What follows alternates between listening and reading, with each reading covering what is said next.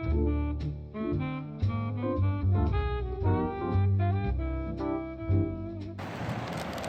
guys, pauwi na ako.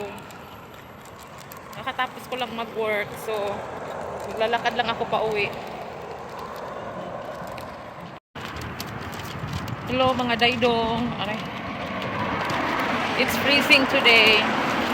It's 12 midnight in the evening here in Kuwait, so it's around 18 degrees Celsius. So ang lamig na guys. Ramdam ko na yung lamig.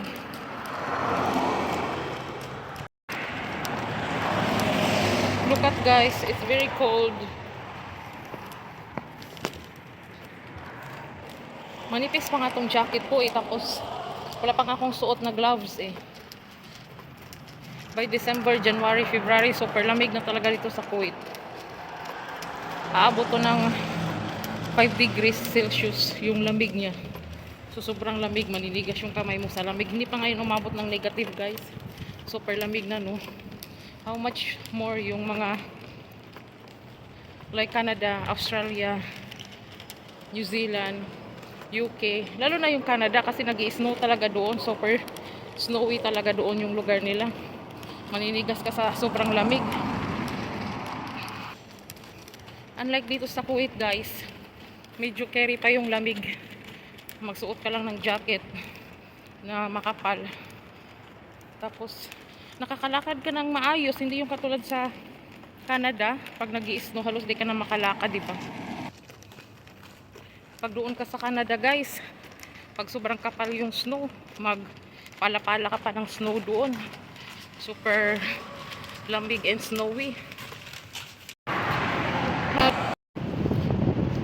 Hi guys, welcome back.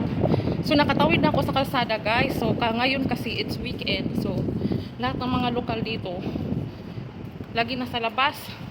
So 2 days yun sila ganyan guys, mga Webes, Biyernes.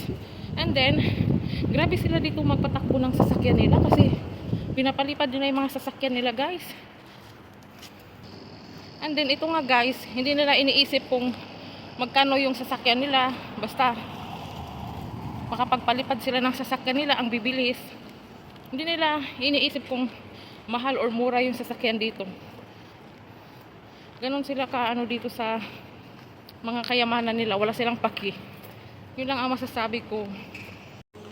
So ayun mga daydong, umuwi muna ako at hinatid ko yung bag ko tsaka yung mga baunan ko kasi natulog na yung anak ko, baka magpakarga guys. O sige na, bye bye.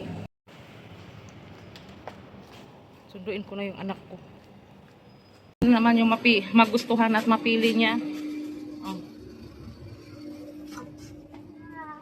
Wow.